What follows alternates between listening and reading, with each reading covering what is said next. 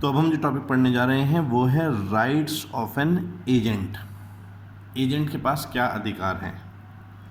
तो एजेंट के पास अधिकार यहाँ पर जो है हमें 5 अधिकारों की जहाँ पर एक डायग्राम बनाया गया है। पहला है right of retain out of sums received on principal's account, यानी कि प्रिंसिपल के ब्याह पे जो पैसे मिले हैं उसमें से अपने पैसे काट लेने का अधिकार। राइट ऑफ रेम्यूनरेशन, रेम्यूनरेशन प्राप्त करने का अधिकार जैसा कॉन्ट्रैक्ट में लिखा है। Right of indemnification against acts done in good faith, यदि एजेंट ने कोई काम गुड फेथ में किया और उसका कुछ खर्चा है, लायबिलिटी हो गई है, तो उसके पास अधिकार है प्रिंसिपल से उसकी भरपाई कराने का। Right of indemnification for lawful acts, कोई भी लॉफुल एक्ट करने में यदि उसकी कोई हानि या फिर खर्चा हो गया तो प्रिंसिपल से रिकवर कर सकता है। और एजेंट्स लियन ऑन प्रिंसिपल्स प्रॉपर्टी, यदि प्रिंसिपल उसके पैसे नहीं दे रहा है, उसके नुकसान की भरपाई नहीं कर रहा है और प्रिंसिपल की कोई संपत्ति एजेंट के हाथों में है तो वो उसे रोक के रख सकता है, इसे बोलते हैं राइट ऑफ लियन। तो अब इन्हें हम पढ़ते हैं डिटेल्स में। तो सबसे पहले हम पढ़ते हैं right of retain out of sums received on principal's account. ये सेक्शन पावर देता है एजेंट को रिटेन करने के लिए उस पैसे में से जो रिसीव हुआ है प्रिंसिपल के बिहाफ पर बिजनेस ऑफ एजेंसी में कुछ पैसा, जो पैसा एजेंट को इसलिए ड्यू है क्योंकि एजेंट अपनी जेब से एडवांस दे आया था, जो पैसा उसने प्रॉपर्ली एक्सपेंस इनकर किए हैं कंडक्ट करने में बिजनेस, और ऐसी रेम्यूनरेशन जो पेबल है उसे एजेंट के रूप में एक्ट करने के लिए। तो यदि कोई भी ए बी सी में से ऐसा पैसा है जो प्रिंसिपल की तरफ से एजेंट को ड्यू है और अभी तक नहीं मिला, तो एजेंट के पास अधिकार है जो प्रिंसिपल के बिहाफ पे उसे पैसा मिला उस पैसे में से वो इन पैसों को काट सकता है। जो राइट है वो एक्सरसाइज किया जा सकता है किन्हीं और सम्स पर भी जो रिसीव्ड हुआ है प्रिंसिपल के बिहाफ पर in the business of agency. तो इसे बोलते हैं right to retain out of sums received on principal's account. दूसरा है राइट टू रेम्यूनरेशन। एजेंट जो है वो नॉर्मल कोर्स में एंटाइटल्ड है कि उसे रेम्यूनरेशन मिलनी चाहिए जैसा कॉन्ट्रैक्ट में लिखा है। यदि ऐसा कोई एग्रीड अमाउंट नहीं लिखा रेम्यूनरेशन का तो वो एंटाइटल्ड है यूजुअल रेम्यूनरेशन के लिए जो उस तरह के व्यापार में जनरली एजेंट को दी ही जाती है। परंतु यदि एजेंट जो है वो मिसकंडक्ट का गिल्टी है बिजनेस ऑफ एजेंसी में, तो वो एंटाइटल्ड नहीं है किसी रेम्यूनरेशन के लिए उस किसी पार्ट ऑफ बिजनेस के लिए जिसमें उसने कर दिया है मिसकंडक्ट। जैसे ए एम्प्लॉय करता है बी को रिकवर करने के लिए 1 लाख रुपए सी से,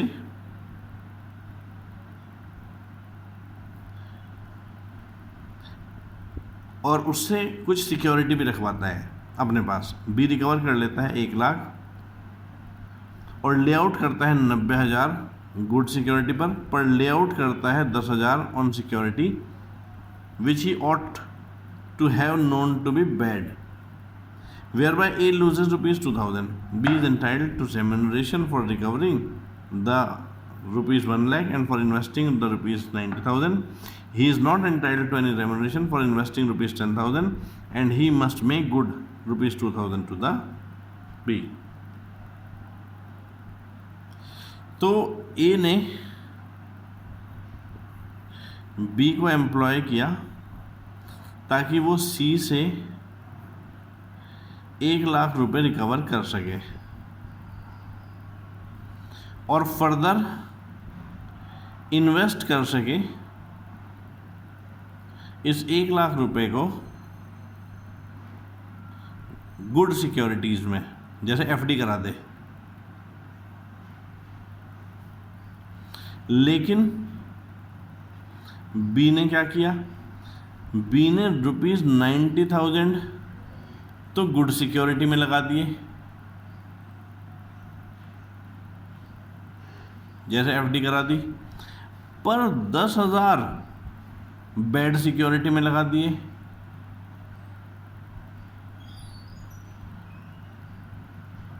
जबकि उसे 1 लाख के 1 लाख गुड सिक्योरिटी में लगाने थे। तो अब बी एंटाइटल्ड है कि वो इस रेम्यूनरेशन के इस पार्ट ऑफ वर्क के लिए तो रेम्यूनरेशन ले ले, पर इसके लिए उसे लेने का अधिकार नहीं है। यहाँ पर फर्दर इसे इन्वेस्ट करने के बाद 2,000 रुपये का लॉस भी हो गया, तो इसकी ड्यूटी बनती है कि 2,000 रुपये का लॉस भी अपने प्रिंसिपल को भरपाई करे। क्योंकि उसने प्रिंसिपल की बात नहीं मानी। तो रेम्यूनरेशन केवल उतने पोर्शन के वर्क के लिए मिलेगी जो उसने प्रिंसिपल की डायरेक्शन के हिसाब से किया। यदि उसने अपनी मर्जी से कुछ काम किया तो फिर उसकी रेम्यूनरेशन लेने का उसे अधिकार नहीं है। फिर तीसरा अधिकार है उसके पास लियन का अधिकार, एजेंट्स लियन ऑन प्रिंसिपल्स प्रॉपर्टी। लियन का मतलब होता है दूसरे की संपत्ति पर अपना पोजीशन बनाए रखना जब तक कि लॉफुल चार्जेस जो ड्यू हैं और रिकवर नहीं हुए हैं वो रिकवर हो जाए। लिखा है यदि इसके खिलाफ पहले से कॉन्ट्रैक्ट में कुछ नहीं लिखा तो एजेंट एंटाइटल्ड है, वो रिटेन कर सकता है गुड्स, पेपर्स और अदर प्रॉपर्टी, चाहे मूवेबल चाहे इमूवेबल, प्रिंसिपल की जो प्रिंसिपल के बिहाफ पर उसे रिसीव हुई है, जब तक कि जो उसका कमीशन डिसबर्समेंट्स हैं सर्विसेज के वो प्रिंसिपल उसे सही से पे न कर दे। तो एजेंट के पास प्रिंसिपल की प्रॉपर्टी पर लियन बनाए रखने का भी राइट है, लेकिन इस अधिकार को प्रयोग करने के लिए कुछ शर्तों का पूरा होना जरूरी है। एजेंट ने लॉफुली रिसीव करने का अधिकार रखा हो प्रिंसिपल से कोई sum of money by way of commission earned और डिसबर्समेंट्स मेड और services rendered in proper execution of business of agency, यानी कि एजेंट को गुड्स रिसीव करने का अधिकार हो during the working of agency. वो जो पैसा रिकवर करना चाहता है वो कमीशन डिसबर्समेंट जो प्रिंसिपल ने उसे अलाउ कर रखा है उसके रेस्पेक्ट में हो। जो प्रॉपर्टी है जिसके ऊपर लियन रखा जा रहा है वो बिलोंग करनी चाहिए प्रिंसिपल की और उसे रिसीव मतलब हुआ होना चाहिए एजेंट के द्वारा अपनी एजेंट की कैपेसिटी में, और वो भी usual course of ordinary duties as an agent के दौरान। कहीं से वो गलत प्रकार से संपत्ति ना उठा लाया हो, संपत्ति लॉफुली उसके पोजीशन में आई हो। तो कंडीशंस जो हैं इस राइट को यूज़ करने की वो ये है कि एजेंट लॉफुली एंटाइटल्ड हो रिसीव करने के लिए प्रिंसिपल से कमीशन, डिसबर्समेंट, जो खर्चा किया गया हो वो प्रॉपर कोर्स ऑफ एजेंसी के दौरान किया गया हो। जो प्रॉपर्टी जिसके ऊपर लियन रखा जाएगा वो प्रिंसिपल से बिलोंग होनी चाहिए और वो रिसीव की जानी चाहिए बाय द एजेंट अपनी कैपेसिटी में और during the course of ordinary duties भी। और एजेंट को केवल पर्टिकुलर लियन मिलता है, जनरल लियन नहीं। पर्टिकुलर लियन का मतलब होता है उस संपत्ति पर अधिकार एजेंट का जो संपत्ति पर उसने काम किया है। वो कोई जनरल बैलेंस ऑफ अकाउंट के लिए जनरल संपत्ति प्रिंसिपल की लियन नहीं कर सकता, इसीलिए पर्टिकुलर लियन का अधिकार है। अच्छा, लेकिन एजेंट का ये राइट लॉस्ट भी हो जाता है। जो लियन का राइट है, एजेंट का राइट ऑफ लियन लॉस्ट भी हो जाता है जहां उसके पास से पोजेशन ही लॉस्ट हो जाता है, जहां एजेंट खुद ही अपना राइट वेव ऑफ कर देता है, जहां पर एजेंट का line subject to contract to country है। तो इन तीनों केसेस में इसका जो लियन का अधिकार है वो समाप्त हो जाता है जहां पोजेशन लॉस्ट हो जाता है। क्यों? क्योंकि ये कहते हैं कि लियन इज एसोसिएटेड विद पोजेशन।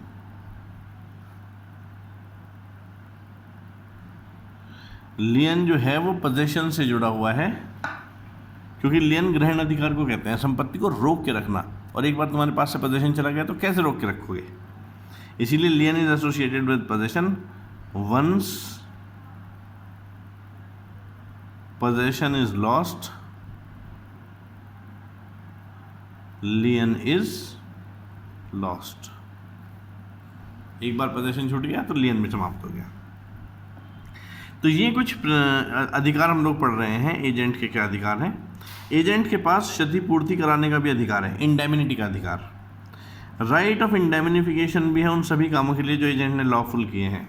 जो प्रिंसिपल है वो बाउंड है इंडेमिनिफाई करने के लिए एजेंट को उन सभी कॉन्सिक्वेंसेस के लॉफुल एक्ट जो उसने अपनी ड्यूटीज़ ऑथराइज करने के जो ड्यूटीज़ के दौरान उसने किए हैं। तो एजेंट के पास अधिकार इंडेमिनिफाई करने का, प्रिंसिपल की ड्यूटी है इंडेमिनिफाई करने की एजेंट को उन सभी कॉन्सिक्वेंसेस के खिलाफ, लॉफुल एक्ट के खिलाफ जो उसने अपनी अथॉरिटी एक्सरसाइज करने के लिए किए हैं। ये जो राइट टू इंडेमिनिटी है, ये एक्सटेंड होती है सभी लॉसेस एक्सपेंसेस पर जो इनकर किए गए हैं एजेंट के द्वारा कंडक्ट ऑफ बिजनेस के दौरान।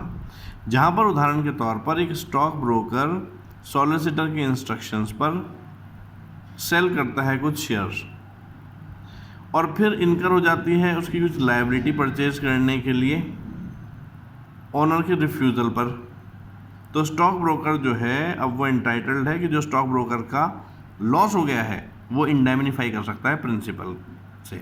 क्यों? क्योंकि प्रिंसिपल के कहने पर ही वो काम कर रहा था और प्रिंसिपल ने उसे बीच में रोक दिया, पर उसकी पर्सनल लायबिलिटी इनकर हो गई, तो एजेंट के पास अधिकार है कि वो प्रिंसिपल से अपने लॉस की करवा ले भरपाई। उसके पास इंडेमनिफिकेशन का अधिकार है, जो वो सारे काम उसने गुड फेथ में प्रिंसिपल के बिहाफ पर किए हैं। जहाँ पर एजेंट काम करता है गुड फेथ में प्रिंसिपल की इंस्ट्रक्शंस के हिसाब से, तो एजेंट एंटाइटल्ड है, वो क्षतिपूर्ति करा सकता है उस किसी भी लॉस या डैमेज के लिए जो प्रिंसिपल का काम करते हुए के दौरान उसके ऊपर आ गई हैं जिम्मेदारियाँ। जैसे पी ने अपॉइंट किया ए को एजेंट के रूप में और उसे डायरेक्ट किया बेचने के लिए कुछ गुड्स, जो कि बाद में टर्न आउट हुआ कि वे तो पी के थे ही नहीं, और थर्ड पार्टी ने इस चक्कर में ए के ऊपर केस फाइल कर दिया। तो अब ए के पास अधिकार है वो रिम्बर्समेंट ले ले, इंडेमनिफिकेशन करा ले जो गुड फेथ में काम किए गए हैं, परंतु जो एजेंट है वो नहीं क्लेम कर सकता कोई रिम्बर्समेंट, कोई इंडेमनिफिकेशन उस किसी लॉस के लिए जो ऐसे कामों के कारण उत्पन्न हुआ है जो कि पीनल लॉज हैं और लॉ का उल्लंघन करने के कारण हुए हैं।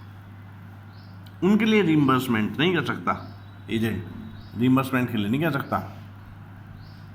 जैसे यदि हम अगले पॉइंट को देखें तो इससे रिलेटेड है कि no liability of employer of agent to do criminal acts. No liability of employer of agent to do criminal act मतलब यदि प्रिंसिपल ने किसी एजेंट को एम्प्लॉय किया किसी क्रिमिनल एक्ट को करने के लिए, एजेंट ने थर्ड पार्टी के ऊपर वो क्रिमिनल एक्ट कर भी दिया, जिसके कारण ए को हो गई सजा, जेल, तो अब पी की कोई जिम्मेदारी नहीं है, चाहे भले ही उसने एक्सप्रेसली कह रखा हो ऐसे कि मैं सब जिम्मेदारी लेता हूँ, मैं तुम्हारे नुकसान की भरपाई करूँगा, पर इलीगल चीज़ों से जुड़े हुए एग्रीमेंट भी इलीगल होते हैं, इसीलिए ये वॉइड है। तो यहाँ पर देखो ये बात लिखी है कि सेक्शन 224 ये कहता है जहाँ पर एक व्यक्ति एम्प्लॉय करता है दूसरे को करने के लिए कोई काम जो क्रिमिनल नेचर का है, तो एम्प्लॉयर फिर लायबल नहीं होता एजेंट को, एक्सप्रेसली भी नहीं, इम्प्लाइडली भी नहीं, चाहे भले उसने प्रॉमिस कर रखा हो इंडेमनिफाई करने के लिए ऐसे किसी कॉन्सिक्वेंस में। ए ने बी को एम्प्लॉय किया कि जाओ सी की पिटाई कर दो, और एग्री हो गया कि यदि इसमें कोई तुम्हारा लॉस हो गया तो उन सभी कॉन्सिक्वेंसेस को मैं भुगतूंगा। बी ने ऐसा कहने पर सी की पिटाई कर दी और अब उसे डैमेज देने पड़ गए सी को ये काम करने के चक्कर में, तो ए लायबल नहीं है बी को इंडेमनिफाई करने के लिए, चाहे भले ही उसने एक्सप्रेसली इस बात को कॉन्ट्रैक्ट में क्यों ना कहा हो। क्यों? क्योंकि ये तो इलीगल एक्टिविटी थी। राइट ऑफ एजेंट पढ़ रहे थे। एजेंट के पास राइट है, right to compensation for injuries caused by principal's neglect. Agent के पास अधिकार होता है कि यदि प्रिंसिपल की गलती के कारण एजेंट को हो गई कोई हानि, यदि प्रिंसिपल की गलती के कारण एजेंट को कोई हानि हो गई तो उसके पास अधिकार है एजेंट के पास कि जो उसे नुकसान हुआ है उसकी वो भरपाई करा ले प्रिंसिपल से। जैसे कि 225 सेक्शन कहता है कि प्रिंसिपल को कॉम्पनसेशन देनी होगी एजेंट को यदि एजेंट को कोई इंजरी हो गई प्रिंसिपल की लापरवाहियों की वजह से या स्किल की कमी की वजह से। इसीलिए हर प्रिंसिपल ओ करता है अपने एजेंट को ड्यूटी ऑफ केयर कि वो उसे ऐसे कामों में ना लगाए जहां अनरीजनेबल रिस्क हो। जैसे ए ने बी को रखा ब्रिक लेयर करने के लिए एक बिल्डिंग में जब एक घर बन रहा था, और उसने जो स्कैफोल्डिंग है वो खुद बिछाई। स्कैफोल्डिंग उसे बोलते हैं जिस पर चढ़कर जो है दीवार वगैरह बनाई जाती है। तो ए ने एम्प्लॉय किया ब्रिक लेयर को एक हाउस बिल्ड करने में और स्कैफोल्डिंग खुद बिछाई, पर स्कैफोल्डिंग प्रिंसिपल ने अनस्किलफुली बिछाई थी और इस वजह से बी जो है गिर गया, उसे लग गई चोट। तो ऐसे केस में ए बी को कॉम्पनसेट करेगा क्योंकि बी की लापरवाही की वजह से ए को चोट लगी है।